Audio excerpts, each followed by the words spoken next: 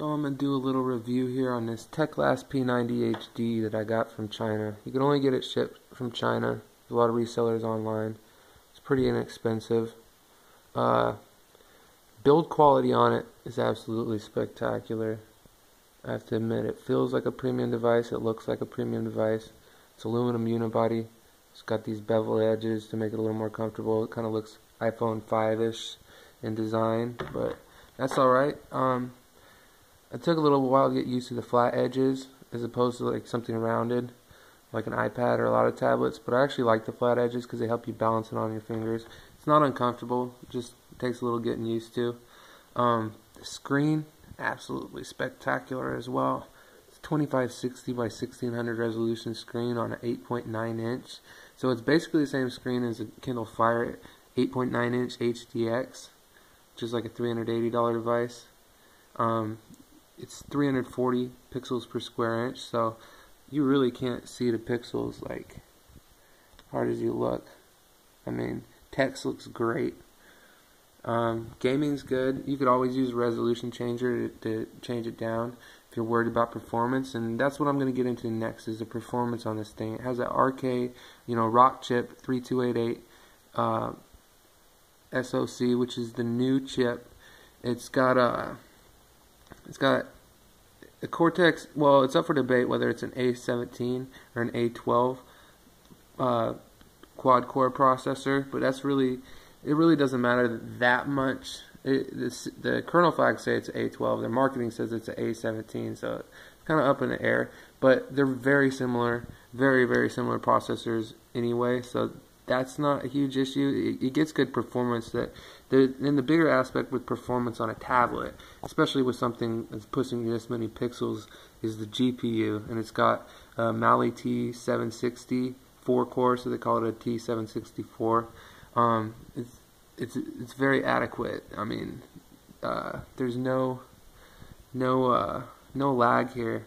Well, actually, you know what? I take that back. There was some kind of lag and some choppiness when I first got the thing, when it had the Chinese ROM on it, and that's what I'm going to talk about now. I'm going to talk about some ways to make this thing better. First of all, over at FreakTab, a developer named Randy Riley made a custom ROM for this thing. He threw it together. I sent him a private message, asked him if he'd do it, and he's like, yeah, I'll have it in a couple of days. Lo and behold, it's friggin' sweet now. It's way faster, way smoother. It's a way better user experience. Also, it's getting a lot better battery life and better benchmarks. In every benchmark that I've done, it's scoring higher than the average, and it's scored about 3,000 points in Antutu more than it did. I'm not really going to look at the Antutu scores because I mean each version of Antutu I run, it's a way different score, but it's definitely competitive with some of the better devices out now. It's not the best, but it's also pushing 2K screen, and I don't know.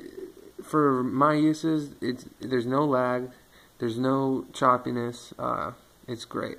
But I'm gonna also explain a few ways to change this for the better. See, one thing I really don't like about this is how it came with this ROM. It has those stupid volume buttons, and you just push them by accident when you're trying to hit stuff, and it's just dumb in my opinion. So I'm going to show you how to get rid of those right now. There's no exposed module for that I know of, but you could use a build prop editor. Now you want to find the one that says ro.rk.systembar.voice icon. And its default is true. You want to change that to false.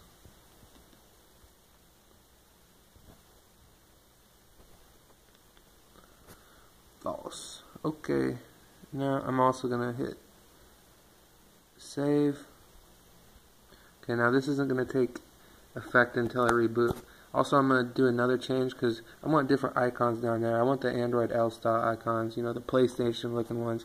I kind of like those. So let's get the exposed framework. This is the thing that if you don't know about this app, exposed framework you can install modules with it, which basically make build prop modifications that are very easy to disable, and it makes some major modifications to your system, but they're very easy to disable, so it's hard to really break stuff. Okay, let's find the gravity box. Gravity box, KK, and navigation bar tweaks, and Android L. When you enable that, it also has to reboot to take effect. Most of them don't, but that one does. But I'm going to reboot now anyway and show you what this is about.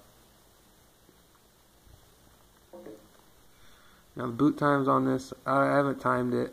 I think it's about 20 seconds or so. Now you'll see what I'm talking about. The custom ROM here, this custom loading screen. You can get it over at freaktab.com. Just search for P90HD ROM. Big shout out to Randy for putting this thing together. There's only one error or one bug that I found with it so far. I'll show you that in a minute too. But I'm not sure if it's just my tablet or what's going on. But I'm sure I'll fix it. Whatever. Okay, so check that out. The stupid volume buttons are gone. Now I got Android L style. But I'm gonna one up that and show you something really cool here. Alright. Now let's go to the module. Oh yeah, one thing I didn't talk about yet is the speakers. They're both on one side. They're actually, it's not bad sounding speakers, it's just that they're pointing the wrong way. They're both on one side. But it's not bad. They do have some decent, oops. I didn't mean to load that. Okay. Let's go to the modules. Let's go down to a new one called Tablet Cat. This thing is awesome and it works great. I already have the module loaded, so I just need to enable it. It needs to reload the system UI, and you'll see what I'm talking about. Okay. Now remember the old ice cream sandwich style tablet UI where you press this and it pops up with your menu, so you can use it two-handed very easily now. That's what I hate about having those icons, the nav button put in the middle. You can't reach it with your thumb when you're holding it in landscape with two hands. It's just retarded. And I know why they did it, so that people wouldn't be scared, you know. The people who wanted something familiar, but I mean, is it really that difficult to learn how to do it like that? I mean, they should have at least left it as an option. They completely deleted the code, so this is a port of the old code into Android KitKat, but it's freaking awesome. It works great. There's only one error with it, which is when it loads, when it very first loads. Here, I'll show you. See. Okay, now we're back. Now we're back to normal, right? I'm gonna turn it back on again.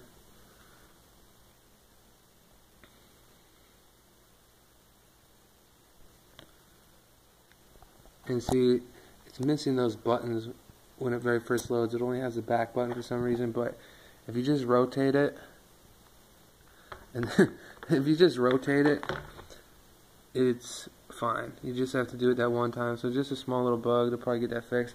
And I'll show you the other bug. This ROM won't let me rotate it like this for some reason. It lets me rotate it every other way except that one direction. I'm not sure if it's my tablet or if it's just because it's, you know, when Randy developed this ROM, he didn't even have this tablet, so it might just be a small little bug. I'm sure it'll get fixed, but the performance increase has definitely been worth that small little bug, I'll tell you that much. It's way smoother. What else? Yeah, I guess that's pretty much it. I mean, now I have it set up the way that I want.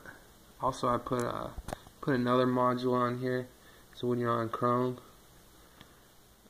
well, I used per app. Let me show you real quick. I used